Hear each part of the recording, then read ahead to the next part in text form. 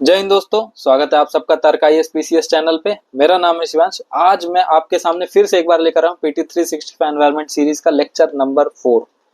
आज का लेक्चर क्यों इंपॉर्टेंट होने वाला है? सीधी सी बात है भाई, एज ऑलवेज कंटेंट से तो कोई गुंजाइश नहीं है, कोई कमी नहीं है, एनरिच्ड कंटेंट है।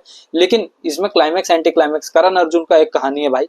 क्या कहानी है कि इसमें एक टॉपिक ऐसा है जिसके अंदर से 3 टॉपिक निकल रहे हैं, मतलब 3 मेजर कंटेंट निकल रहे हैं, वो भी शॉर्ट न्यूज में से। और कुछ 2 टॉपिक्स ऐसे हैं जिसमें सब कुछ सेम है लेकिन हमको लगता है कि वो 2 अलग है। तो वो कौन से हैं, मैं वो आपको इस लेक्चर में बताने वाला हूँ। तो भाई नोटबुक पेन लेकर के सीट बेल्ट बांध के तैयार हो जाओ, हम बढ़ने वाले अपने फ्लाइट की ओर। तो पहले हमारा फॉरेस्ट एडवाइजरी कमेटी। तो भाई फॉरेस्ट एडवाइजरी कमेटी वो दूर का मामा है जिसकी एडवाइस मैटर नहीं करती, इसका मतलब ये रिकमेंडेटरी इन नेचर है। ठीक है, अब इसका एक रिकमेंडेशन आया है कि सर्वे के टाइम पे इसने बोला कि ड्रिलिंग हो सकती है और 100 पेड़ तक गिराए जा सकते हैं हाइड्रो और कोई भी डेवलपमेंट प्रोजेक्ट बनाने के टाइम पे। ठीक है, अब ये एक स्टैट्यूटरी बॉडी, मतलब दूर का मामा, मतलब कभी भी जा सकता है। फॉरेस्ट कंजर्वेशन एक्ट 1980 के टाइम पे आया और ये कौन सा फॉरेस्ट्री आ गया, तो मतलब ministry of environment forest and climate change. ठीक है, अब इसका मेजर रोल क्या है? इसका मेजर रोल ये है कि कोई भी कंपनी हो या फिर कोई भी प्रोजेक्ट हो जो फॉरेस्ट लैंड को हार्म कर रहा है या फिर उसके उसके ऊपर इम्पैक्ट कर रहा है, रिस्क डाल रहा है उसके ऊपर, बायोडाइवर्सिटी या फिर हैबिटेट के ऊपर, तो उसको मिनिमाइज करना। और ये भी इसका रिकमेंडेटरी इन नेचर ही है। ठीक है, तो इसका यही कहानी था, एफएसी इतना ही था। अब फॉरेस्ट इकोसिस्टम रेस्टोरेशन इनिशिएटिव में जो बात कर रहे थे कि एक के अंदर 2, मैं बता रहा हूँ। देखो आईची टारगेट। अब आईची बायोडाइवर्सिटी टारगेट क्या है? कन्विंग मॉन्ट्रियल ग्लोबल बायोडाइवर्सिटी फ्रेमवर्क, ये अपने में एक टॉपिक है और यहाँ पे इस बार चांसेस है कि इसके ऊपर क्वेश्चन पूछा जा सकता है। तो क्या है, मैं इसके लिए अलग से नोट्स भी बनाऊं, वो आपको मैं दिखाने वाला हूँ, इसके लिए आपको बने रहना पड़ेगा। तो सबसे पहला है कि सीबीडी ने अपने 10वीं एनिवर्सरी बनाई, इसके लिए ये फेरी न्यूज में है। और कोरिया फॉरेस्ट सर्विस और सीबीडी के बीच में ये समझौता हुआ, पार्टनरशिप, और ये इंप्लीमेंट करता है सीबीडी का सेक्रेटेरिएट खुद। यहाँ तक की कहानी बहुत आसान थी। अब आते हैं डायनेमिक्स की तरफ। अब आईची बायोडाइवर्सिटी टारगेट 5, 14, 15। अभी ये बेसिकली ना इकोसिस्टम को रिस्टोर करने के लिए ये कुछ टारगेट्स लिए गए थे। तो फिर 5 अपना टारगेट है हैबिटेट लॉस को लेकर के। जो भी हैबिटेट लॉस हो रहे हैं इनको कंजर्व ही नहीं करना बल्कि इनको रिस्टोर करना।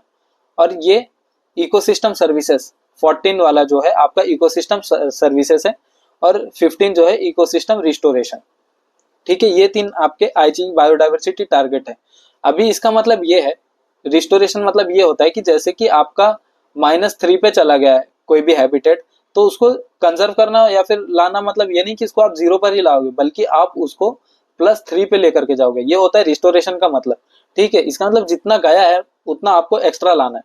ठीक है, ये हो गया आपका इकोसिस्टम रिस्टोरेशन। आईची बायोडाइवर्सिटी टारगेट इतना था। 5 था आपका हैबिटेट लॉस, 14 था आपका इकोसिस्टम सर्विसेज और 15 था आपका इकोसिस्टम रिस्टोरेशन। और इसमें यह है कि एटलीस्ट 15% तो आपका रिस्टोर होना ही चाहिए। ठीक है, अब ये क्या है, कन्विंग मॉन्ट्रियल ग्लोबल बायोडाइवर्सिटी फ्रेमवर्क। भाई ये बहुत इंपॉर्टेंट है, इसको ध्यान से सुनना और हो सके तो इसको लिख लो, आपके फायदे की बात है। तो इसमें यह कि अडॉप्ट हुआ था 2022 के दिसंबर में, एंड में, और सीओपी 15 मीटिंग में। ये आपको याद होना चाहिए कि अगर ये आ गया कि KMGBF कब हुआ था, अडॉप्ट कब हुआ था, तो सीओपी 15 मीटिंग में हुआ था 2015 में। अब आपको ये कमेंट में बताना है कि ये मीटिंग हुई कहाँ पे थी, लोकेशन इसका बताना है। ठीक है, अब इसका एम क्या है? इसका एम यही है कि जो बायोडाइवर्सिटी लॉस हो रहा है उसको हॉल्ट करना है और उसको रिवर्स करना है। वही मैं बताया -3 से +3 वाला कंसेप्ट वही है यहाँ पे भी। और इसने अभी घुमा फिरे के अपने 4 गोल बनाए हैं और 23 टारगेट बनाए कि उसको कैसे अचीव किया जा सकता है। तो पहला है आपका कि protect plus restore ecosystem species, बहुत बेसिक है। ठीक है, दूसरा है sustainable manage plus value nature's contribute to people. ठीक है, नेचर जो कंट्रीब्यूट कर रहा है उस चीज को वैल्यू भी करना है, उसको सस्टेनेबल के साथ मैनेज करना है। और यहाँ पे Fairlie share benefits plus genetic from genetic resources. अब ये जेनेटिक रिसोर्सेज का किस्सा आने वाला है तो रेपिटेशन ना हो इसके लिए मैं इसको आपको आगे ही बताता हूँ। Secure necessary resources, financial technological जैसी चीजें एक्सेट्रा। सीधी सी वही बात है कि अगर आपके हाथ में नेचर कंजर्व है तो फिर सब कुछ वहीं से आ रहा है। हर एक एलिमेंट भी, अगर आप मॉलिक्यूल एटम कुछ भी फाइंड कर रहे हो तो वो सब भी आपको नेचर से ही मिल रहा है। तो इसके लिए आपको नेचर को कंजर्व करना पड़ेगा। ठीक है, तो यही है फेरी। इसीलिए आपको इसमें बस ये याद कर लेना, मतलब कि स्टेपर सीओपी 13 में जो लिया गया था वो फेरी का ही एक इनिशिएटिव है, आपको बस यही एक याद करना है। बाकी इसको इसमें और कुछ पढ़ने की जरूरत नहीं है आपको। हाँ, ये और ये दो टॉपिक आईची और केएमजीबीएफ ये आपको याद करना है, ठीक है। अब बढ़ते हैं अपने अगले टॉपिक की तरफ, पे जो है EU nature restoration plan, NRP क्या है। अब इसने यूरोपियन यूनियन ने अपना एक ग्रीन डील करके एक नया प्रोजेक्ट लाया, प्लान लाया।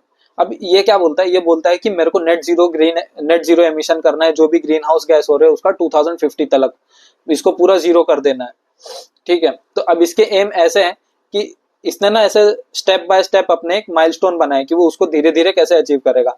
तो 2030 तक ये 20% ग्रीन हाउस गैस कम करने का इसका टारगेट है, और 60% ये 2040 तक करेगा, और 2050 तक ये पूरा खत्म कर देगा, पूरा रिस्टोर कर देगा, ठीक है। और ये हर एक जगह लागू होता है, मतलब लैंड और सी में आ गया तो समझ लो हर एक जगह, धरती आकाश पाताल पृथ्वी हर जगह ये आ जाएगा, ठीक है। तो फिर अभी ये बोलते हैं कवरिंग द एग्जिस्टिंग लेजिस्लेशन, कौन सा, वेटलैंड, फॉरेस्ट, ग्रासलैंड एक्सेट्रा, ठीक है। तो ये हो गया। अब बढ़ते हैं अपने यूरोपियन यूनियन डिफॉरेस्टेशन रेगुलेशन, ये भी लगभग सेम ही है। डिफॉरेस्टेशन रेगुलेशन अभी इसको बाय 1 ईयर इसको एक्सटेंड किया गया है, इसके इम्प्लीमेंटेशन को यूरोपियन यूनियन में। ये एंश्योर करता है कि जो भी डिफॉरेस्टेशन हो रहा है, जितने भी पेड़ गिराए जा रहे, एग्रीकल्चर हो गया या फिर कोई प्रोजेक्ट की वजह से होगा, तो फिर इसको जो है रोकना है, और जो फॉरेस्ट डिग्रेड हो रहा है उसको भी रोकना है।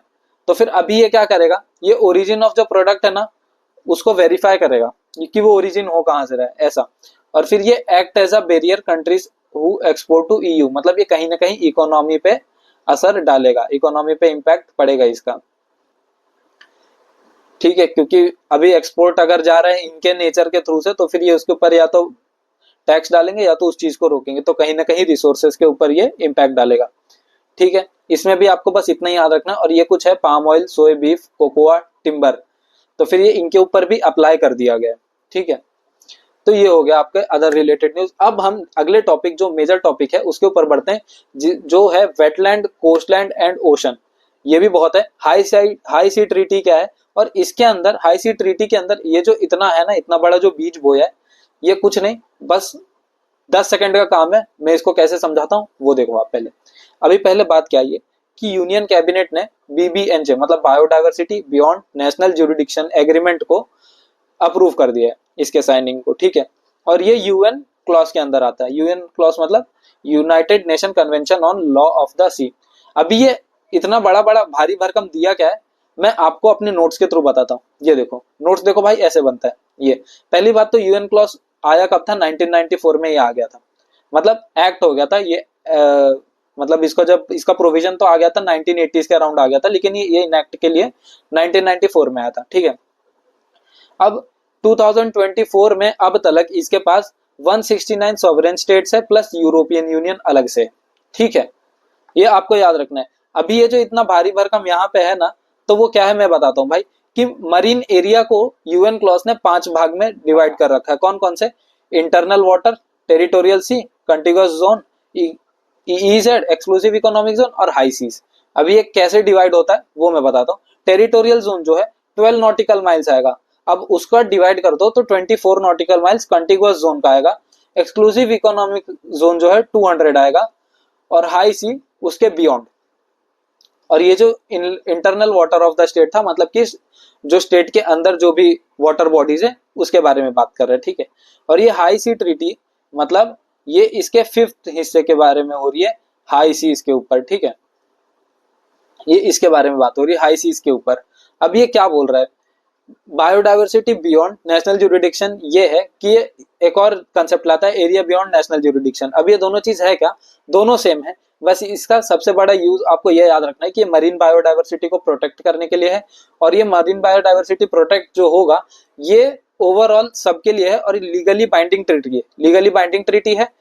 प्लस ये नेचुरल रिसोर्सेस प्रिजर्व करेगा। इकोनॉमी में इसका ये है कि सबको इक्वली इसका वैल्यू मिले, जो प्रिजर्व हो रहा है इसका इक्वली सबको वैल्यू मिले, ठीक है। तो मोटा मोटा यही है। वही बात है कि इसका 3rd implementation agreement under UN clause हुआ था, और इसके 2 पार्ट हैं। ये आपको बस एक बार रीड करना है। 1994 में इसके पार्ट 11 इंप्लीमेंटेशन एग्रीमेंट आए थे, जो मिनरल रिसोर्सेज के ऊपर आया था कि इसका जो एक्सप्लोरेशन और एक्सट्रैक्शन हो रहा है इसके ऊपर कुछ रोक लगाया था। और यूएन फिश स्टॉक एग्रीमेंट आया था जो माइग्रेटरी फिश स्टॉक्स के ऊपर था, ये उसके ऊपर बात किया है। और ये अडॉप्शन इसका हुआ था बीबीएनजे का, बायोडाइवर्सिटी बियॉन्ड नेशनल ज्यूरिडिक्शन, इसका 2023 में होता और ओपन फॉर साइनिंग, मतलब ये अभी भी कोई कंट्री आना चाह रही है इसको तो वो उसका वेलकम कर रहे हैं। ठीक है, international legally binding treaty 91 country अब तक बीबीएनजे साइन की है, और मैं जो बोल रहा था 169 कंट्री प्लस यूरोपियन यूनियन, वो किसका था, यूएन क्लॉज का था। ठीक है, दोनों में अंतर है। अब इंडिया में इंप्लीमेंट कौन कर रहा है इस चीज को, मिनिस्ट्री ऑफ अर्थ साइंस, ये याद रखो मिनिस्ट्री ऑफ अर्थ साइंस, यहाँ पे मिनिस्ट्री ऑफ वाटर वगैरह आ गया ना, वो मत करना, ये बहुत इंपॉर्टेंट पॉइंट है, बहुत इंपॉर्टेंट पॉइंट है, मिनिस्ट्री ऑफ अर्थ साइंस इसको कर रही। ठीक है, अब बीबीएनजे एप्लीकेशन कहां तक है, ये बेसिक चीजों के लिए ही है। अगर जैसे कि कोई अपने वॉरशिप, मिलिट्री एयरक्राफ्ट या फिर नवल तक की बात आ रही है डिफेंस उसके सिस्टम पे, तो फिर ये वहां पे अप्लाई नहीं होता, इसकी वहां तक पहुंच नहीं है भाई।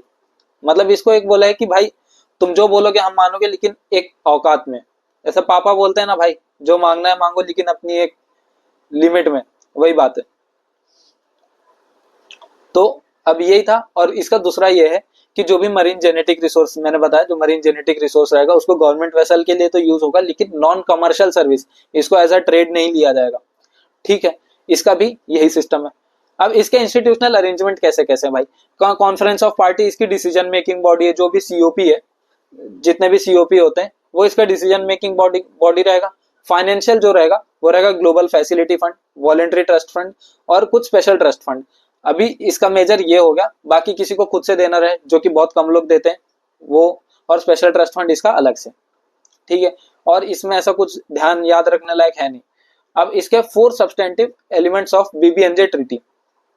अब ये क्या है बीबीएनजे ट्रीटी, मतलब अभी इसमें यह है क्या, marine genetic resource including the fair and equitable share of benefits. अब इसमें ना जो लोकल कम्युनिटी है, जो इंडिजिनस पीपल, जो वहां के इर्द गिर्द के लोग रहते हैं, ट्रेडिशनल नॉलेज उनको प्रिजर्व करता है, और साथ ही साथ उनको एक राइट और ऑब्लिगेशन देता है कंजर्व और प्रिजर्व करने के लिए। ठीक है, अब कोई कंट्री इसमें अपनी सोवरेनिटी नहीं डाल सकता, कोई कंट्री इसमें खुद का नहीं डाल सकता, क्लेम नहीं कर सकता, ये एक इसका अनदर पॉइंट है। मतलब सबको इक्वल राइट दिया गया है, वही है fair and equitable share of benefits, मतलब किसी एक कंट्री को ऐसा नहीं कि महानता दे दी जाएगी। ठीक है, अब इसके एनवायरमेंटल इंपैक्ट असेसमेंट है, और फिर इसके एबीएमटी है। ठीक है, मरीन प्रोटेक्टेड एरिया, बहुत बेसिक है ये। और इसमें जो है अब तक का सबसे लार्जेस्ट इंटरनेशनल एमपीए जो है, ये है आपका अंटार्कटिक का रॉस सी, अंटार्कटिक का रॉस सी। ठीक है, अब मैंने इसमें बताया था आपको, देखो यूएन क्लॉज का क्या है, एक बार ऊपर से पढ़ लेते कि ये टोटल इसमें 170 स्टेट पार्टीज है, 169 और +1 यूरोपियन यूनियन, इंडिया इसका हिस्सा है। और 1994 में ये एनफोर्स हुआ था, 1980s में ये आया था। तो आपको सिर्फ ये याद रखना है, ये अडॉप्टेड वगैरह बात की बात है। ठीक है, और डिफाइन राइट एंड ड्यूटी कि ओशन को कैसे एड्रेस करना है, उसके इशू को, जो भी सॉवरेनिटी हो कैसे बचानी है, सब कंट्री को इक्वल राइट देना है, बेनिफिट सबको मिलना चाहिए, ये सब चीजों को ये देखता है। अब इसका ये इस्टेब्लिश किया है इंटरनेशनल सीबेड अथॉरिटी। ठीक है, ये उतना इंपॉर्टेंट नहीं है टॉपिक, तो इसको हम फिर कभी देखेंगे। तो अब आते हैं हमारे अगले टॉपिक की तरफ, जो है कोरल ब्लीचिंग। इंडिया को लेकर के बहुत ज्यादा इंपॉर्टेंट है। अब देखो इसमें कुछ चीज ना साइंस की आने वाली है, तो कमर बांध लो, क्योंकि उतना डायनेमिक तो है नहीं, क्योंकि साइंस मेरा स्ट्रॉन्ग पार्ट है, तो फिर वो आपके लिए बहुत ज्यादा इंपॉर्टेंट होने वाला है। इंपॉर्टेंट मतलब इजी पड़ जाएगा आपको, फिजिबल रहेगा आपके लिए। तो इसका क्या है, रिसेंटली वाइड स्प्रेड हो गया कोरल ब्लीच हर जगह। कौन कौन से, largely affecting Lakshadweep, gulf of Mannar, पाक बे, अंडमान निकोबार आइलैंड। ठीक है, ये मैप में जो जो दिया है वहां पे कोरल ब्लीचिंग को इफेक्ट हुआ है। तो कैसे हुआ है कि, मतलब एक मिनट, सॉरी दोस्तों, हाँ, तो कैसे हुआ है कि लक्षद्वीप आइलैंड आया, तो फिर इसका ना कोरल अटॉल, अटॉल क्या होता है, अटॉल ना ऐसे एक ऐसा साइन होता है, मतलब ये शेप का ऐसा पीक जैसा रहेगा, ये ऐसा ऐसा रहेगा अटॉल, इसको अटॉल बोला जाता है। तो फिर Lakshadweep island made up of coral atoll is at significant risk. अब इस पे रिस्क क्यों आया, इसके 2 स्पेशीज आपको याद करने, एक्रोपोरा म्यूरिकाटा और पोराइट सिलिंड्रिका। अब ये सिलिंड्रिका है तो सीधी सी बात है कि सिलिंडर जैसा रहेगा। ठीक है, इसके ऊपर ऐसे ऐसे सर्कुलर ऐसा स्ट्रक्चर रहता है। ठीक है, और ये अलग अलग शेप के, कभी ऐसे टिल्ट से रहेंगे, ऐसे सिलिंड्रिकल मतलब ऐसा पाइप जैसा होता है वो, और ये किसी भी शेप कैसे भी टेढ़े मेढ़े हो सकते हैं। ठीक है, तो इसकी एक खुद का एक कैरेक्टरिस्टिक्स है। अब ये रिस्क पे है, क्यों रिस्क पे है वो हम देखने वाले, क्योंकि अभी ब्लीच हो गया है। ब्लीच क्या होता है? ब्लीच वो होता है कि अभी जैसे कोई चीज कलरफुल हो तो फिर वो व्हाइट हो जाती है किसी भी हार्मफुल इंपैक्ट की वजह से या फिर रिस्क की वजह से, तो फिर उसको ब्लीचिंग बोलते हैं। अभी जैसे कि फॉर एग्जाम्पल जैसे कपड़े पे अभी बोलते हैं ना आला गिर जाना या फिर ब्लीच गिर जाना, तो फिर वो कैसे अपना कलर छोड़ के व्हाइट हो जाता है, तो उसी को वही बोलते हैं कि वो अपनी एक कैरेक्टरिस्टिक्स खो देता है एक इम्पैक्ट की वजह से। ठीक है, अब स्पेशीज जो स्ट्रेस टॉलरेंट है वो कौन सा है? पोराइट्स ल्यूटिया पावोना वेरियांस, इसके ऊपर भी लक्षद्वीप में ब्लीच हो रहा है। अब ऐसे ऐसे रिपोर्ट्स है कि मतलब काफी ज्यादा बोलते हैं ना थोड़े से नेगेटिव से, मतलब गल्फ ऑफ मन्नार में क्या हो गया कि डिक्रीज हो गया 37% से सीधा वो आ गया 27.3%, और ये 2005 से 2021 का आंकड़ा है। ठीक है, अब गोवा में तो कोरल ब्लीचिंग बढ़ गई है, लेकिन सिर्फ एक ही स्पेशी बढ़ रहा है। कौन सा? गोनियोपोरा। गोनियोपोरा सिर्फ एक ही स्पेशीज बढ़ रहा है। ठीक है, अब कोरल्स और कोरल ब्लीचिंग क्या होता है और इसको क्या क्या इनिशिएटिव लिया है गवर्नमेंट ने, और ग्लोबल पे क्या कंजर्वेशन इसका टेक्निक चल रहा है वो हम देखते हैं। तो पहली बात तो कोरल एक एनिमल है, इनवर्टिब्रेट एनिमल है। इनवर्टिब्रेट मतलब जिसके वर्टिब्रेट्स नहीं होते। आपके बॉडी में कितने वर्टिब्रेट्स होते हैं ये अगर आपको पता है तो फिर आप कमेंट करके बताओ, बहुत बेसिक क्वेश्चन है। ठीक है, ये इनवर्टिब्रेट एनिमल है और ये लार्ज ग्रुप ऑफ निडारिया बोलते हैं इसको, निडारिया। ये निडारिया का एक हिस्सा है। ठीक है, अब इसको दो में डिवाइड करते हैं, एक तो होता है हार्ड कोरल और दूसरा होता है सॉफ्ट कोरल। जो हार्ड कोरल होता है उसका रॉक लाइक स्ट्रक्चर होता है, कैल्सेरियस मतलब यहाँ पे कैल्सेरियस मतलब स्ट्रॉन्ग, हार्ड वो आ जाएगा, और सॉफ्ट कोरल रहता है। ठीक है, अब कोरल रीफ में पॉलिप्स रहता है। पॉलिप्स क्या? अभी मैंने जो बताया कि ये जो ऐसा रहेगा स्ट्रक्चर और ये ऊपर से ऐसे सिलेंड्रिकल रहेगा, मतलब पूरा बॉडी सिलेंड्रिकल है और अलग अलग ये रहेगा ऐसे, मतलब ये आपस में बहुत सारे ऐसे जुड़े रहेंगे। यहाँ पे एक ब्रांच रहेगा, यहाँ पे यहाँ पे यहाँ पे ऊपर निकले रहेंगे, इसी में से एक और निकला रहेगा। तो ये अलग अलग पॉलिप्स रहते हैं। ये हार्ड कोरल के जो बने रहते हैं सिम्बायोटिक रिलेशनशिप रहता है। सिम्बायोटिक मतलब कैसा? ये दो दोस्तों की कहानी है। मतलब सिम्बायोटिक मतलब कि तू ये चैप्टर पढ़ के आ जा, मैं वो चैप्टर पढ़ के आता हूँ, दोनों जन एक दूसरे को बताएंगे, मतलब एक दूसरे का भला करने वाला रिलेशनशिप। अब इसका एक माइक्रोस्कोपिक एल्गे में जो जूजेंथेले है, जूजेंथेले, ये इसको कलर प्रोवाइड करता है। अलग अलग जो भी कलर रहेगा ये इसको जूजेंथेले प्रोवाइड करेगा, ये बहुत इंपॉर्टेंट है। जूजेंथेले कोरल रीफ को जो है कलर प्रोवाइड करता है। ठीक है, अब इसकी ग्रोथ कंडीशन क्या है कोरल रीफ की? इसका ये है कि इसको वार्म क्लाइमेट चाहिए, सॉल्टी रहना चाहिए, क्लियर वाटर चाहिए। क्लियर मतलब पॉल्यूटेंट्स नहीं चाहिए उसमें, इंडस्ट्रियल कोई भी पॉल्यूशन के कोई भी कंटेंट नहीं चाहिए, शैलो मरीन वाटर होना चाहिए, और सनलाइट का टेम्परेचर भी इनफ होना चाहिए कि उन तक पहुंच जाए, और एक स्टेबल टेम्परेचर। यही तो है क्लाइमेट चेंज का, देखो वाटर के अंडर तक इम्पैक्ट पड़ रहा है। ठीक है, इसके लिए ये सब चीज बहुत ज्यादा रिस्की है। अब सिग्निफिकेंस ऑफ रीफ, अब इसका सिग्निफिकेंस क्या है कि इसको ना रेन फॉरेस्ट ऑफ ओशन बोला जाता है। क्यों बोला जाता है? क्योंकि इसके जो ऐसे कंटेंट्स है, ये अगर कुछ एक्सक्रीट कर रहा है या फिर वाटर के अंदर ही है, तो फिर वो ना अपने बायोडाइवर्सिटी को इम्प्रूव करता है, एनहांस करता है, और अपने साथ साथ उसके जो भी अगल बगल के स्पेशीज है उनके अंदर एक अलग प्रोडक्टिविटी ला देता है। इसके लिए ये 25% ऑफ मरीन लाइफ को ये सपोर्ट करता है, और ये स्टॉर्म इम्पैक्ट को मिनिमाइज करता है। कैसे? क्योंकि इसका फिजिकल कैरेक्टरिस्टिक्स है ना, ये ऐसे लंबा लंबा है, तो फिर कहीं ना कहीं ये वाटर के प्रभाव को ऐसे कहीं तो डिफेंड करेगा। और अगर ये जितना ज्यादा फैला रहेगा, अगर स्टॉर्म आएगा अगर वाटर बॉडीज के अंदर, तो उसको तो ये इम्पैक्ट जो भी रहेगा उसका कम करेगा। और ये इतना अच्छा, तो फिर डाइविंग के टाइम पे आप डिस्कवरी में देखते होंगे अलग अलग चैनल्स पे, तो फिर ये टूरिज्म प्रमोट कर लेता है। और कार्बन सिंक जैसा एक्ट करता है, कार्बन को भी सोखता है ये। ठीक है, और इसका ये किसके वजह से होता है? जूजेंथेले की वजह से होता है। क्यों? क्योंकि वो कलर प्रोवाइड करता है और कलर की वजह से वो अपना सोखता है। और जब ये कोरल ब्लीच होता है ना, तो फिर ये अपनी कलर खो देता है, पूरा कंप्लीटली व्हाइट हो जाता है ये। ठीक है, अब प्रेजेंटली फोर्थ ग्लोबल मास कोरल ब्लीचिंग इवेंट में है। वर्ल्ड की एक चौथाई हिस्सा कोरल ब्लीचिंग के इवेंट में है। मतलब कोरल ब्लीचिंग एक खुद का एक बेकार इवेंट है भाई, मतलब ये कोरल ब्लीचिंग नहीं होना चाहिए। फैक्टर इसके क्या क्या रिस्पॉन्सिबल है? ओशन एसिडिफिकेशन, बायोलॉजिकल इन्वेजन, एपिजूटिक्स मतलब जो पैथोजन होते हैं, पैथोजन इंड्यूस्ड ब्लीचिंग, ये आप याद रखो। एपिजूटिक्स ये पूछे जाने के चांस है। एपिजूटिक्स जो भी है आप इसको याद कर लो कि ये पैथोजन की वजह से। पैथोजन, आपको पैथोजन वर्ड भी याद रखना है, पैथोजन। ठीक है, और जो भी pollution, climate change, run of ये हो रहा है, इसके सब की वजह से। अब इसके लिए इनिशिएटिव क्या लिया गया गवर्नमेंट ऑफ इंडिया की तरफ से? सबसे पहले तो इसका नोटिफिकेशन ऑफ 1991 के अंदर एक रेगुलेशन जोन जारी किया। फिर एनवायरमेंटल प्रोटेक्ट एक्ट 1986 में इसका मेंशन किया। कोरल स्पेशीज को शेड्यूल 1 में भी ला दिया, Indian wild life protection act 1972। लेकिन फिर भी ये अपने पे है कि जब तक वी ह्यूमंस, हम लोग उस चीज को कंट्रोल नहीं करेंगे या फिर उसके लिए इनिशिएट नहीं करेंगे, तब तक ये हाथ में आने वाली चीज नहीं है। गुजरात की तरफ से 2 अलग इनिशिएटिव आई है। कौन सी? Coral reef recovery project Mithapur, ठीक है, ये 2008 इसको लाया था Wildlife Trust of India ने, ठीक है। ये लॉन्च कहाँ पे हुआ था? ये गल्फ ऑफ कच्छ और गुजरात मरीन नेशनल पार्क में हुआ था, ठीक है। 2008 में लाया था Wildlife Trust of India Gujarat forest department में।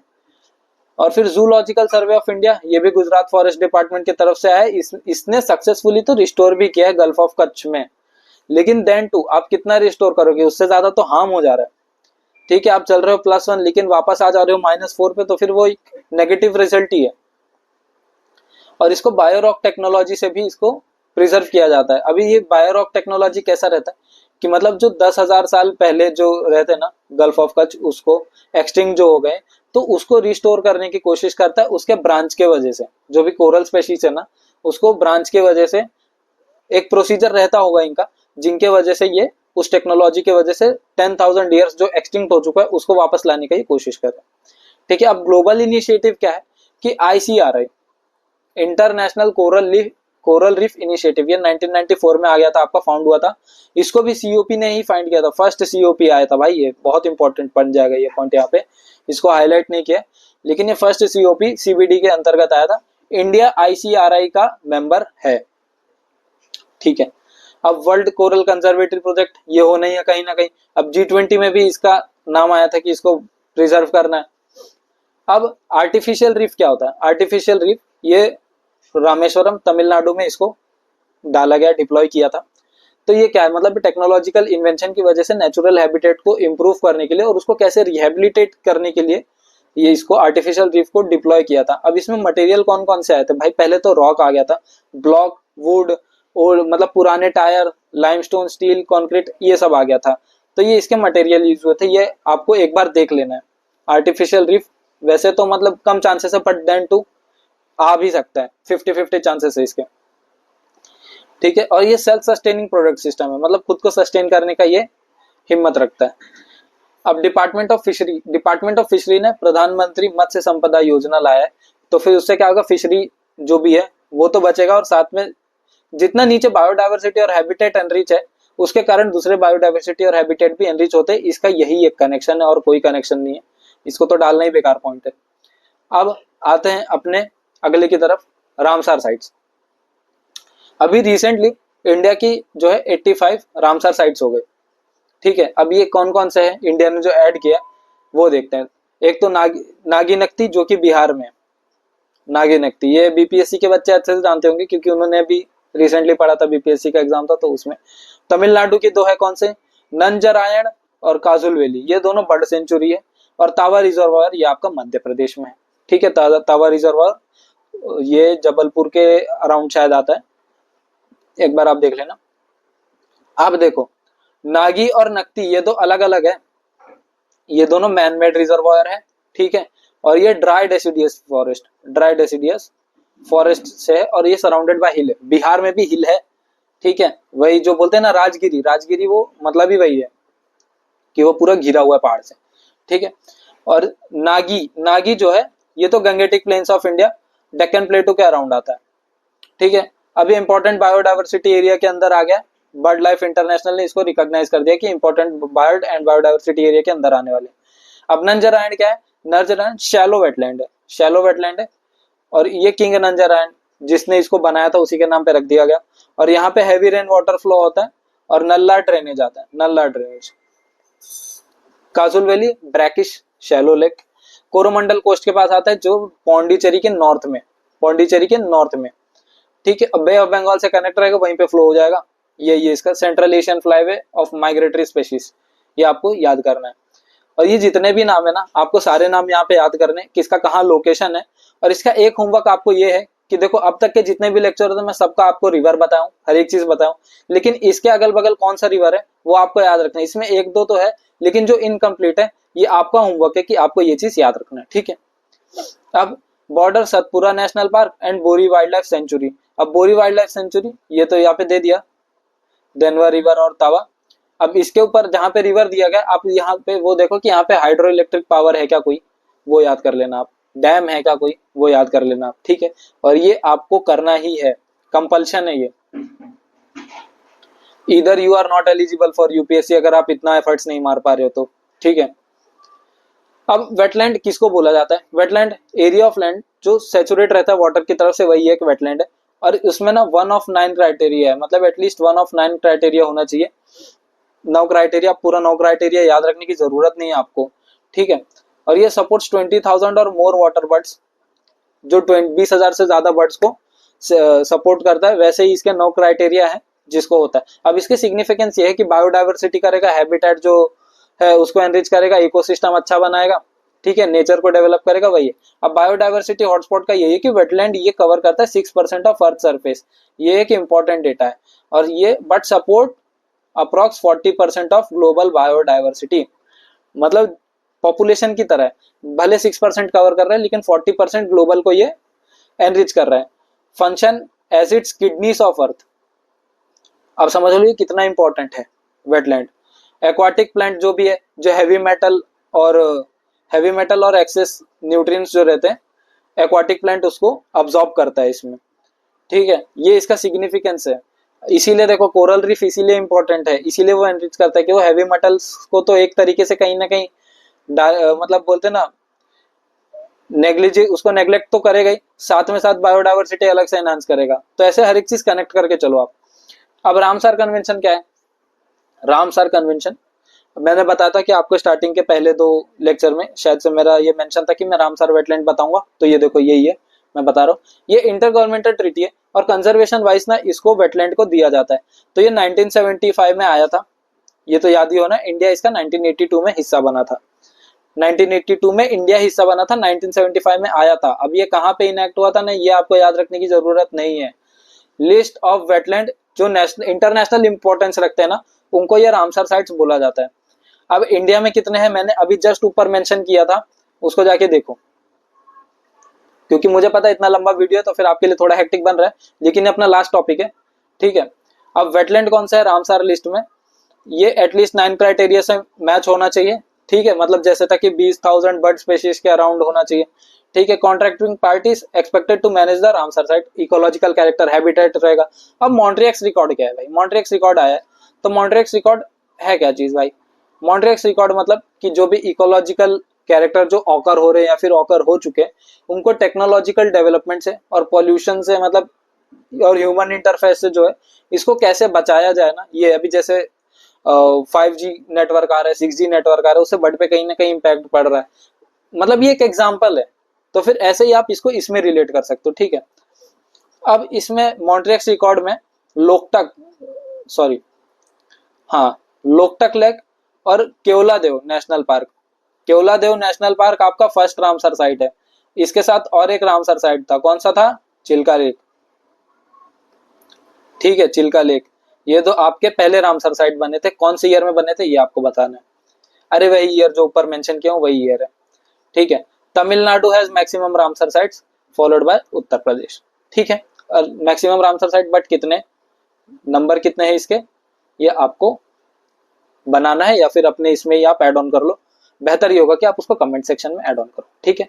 अब हम इसमें अदर वेटलैंड के बारे में अगले लेक्चर में पढ़ेंगे, और फिर इसके बाद में कौन से मेजर टर्म्स आ रहे, फिर कौन से मेजर ऑर्गेनाइजेशन आने वाली, ये मैं अगले लेक्चर में कवर करूंगा। और दोस्तों मैं तो यही बोलूंगा मैक्सिमम रिवीजन करो पीटी 365 का। आपको ऐसा लगता है कि ये सिर्फ करंट अफेयर्स है, लेकिन इसमें बहुत सारे स्टैटिक पार्ट है, बहुत सारे बेसिक कंपोनेंट्स ऑफ फैक्ट्स है जो बहुत ज्यादा इंपॉर्टेंट है। डेप्थ एनालिसिस में खोज और बोझ के सब कुछ देना ये मेरा काम है, मेरी जिम्मेदारी, मैं आपको दे रहा हूँ।